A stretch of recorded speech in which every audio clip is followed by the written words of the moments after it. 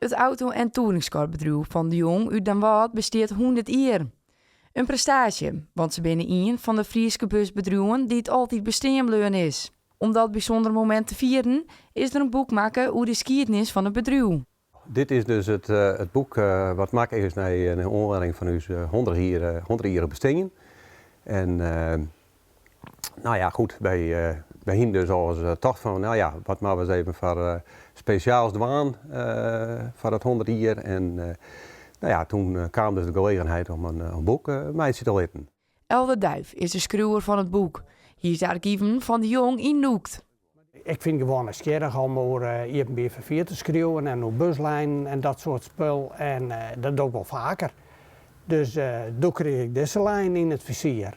En ja, dat gaan uit de klauwen om samen te zeggen. Er was volle meer materiaal als dat ik dacht hier. Dat kwam net in een artikel. En ik heb een met de Jong en zijn zuster praat. En op laatst zijn ze, wie willen wel mij werken aan de uitgifte van het boek. In het boek zit de hele geschiedenis van het bedrijf van de Jong. Van Menno de Jong komen er ook bij na je verhaal naar boppen. Hier zocht een groot verschil met het begin van 100 jaar geleden.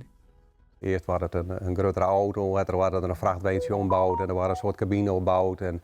Maar ja, goed, sinds juist de nieuwe bussen, luchtvering en airco en ja, neem maar op. Het is natuurlijk super modern. En zoals die kaartjes ook. Ja. Van alle buslijnen, alleen van de eerste 4 jaar hier ben er geen kaartjes. Sindsdien gaat alles digitaal, over het chip en neem maar op. Maar in die tijd weer papier. En dit is uniek, want daar dacht me van dat ze er net mee winnen. Maar bij tafel had ik ze in het archief van de gemeente gevonden. Van alle 3 buslijnen van de Jong. Dus er zit uniek materiaal in dit boek.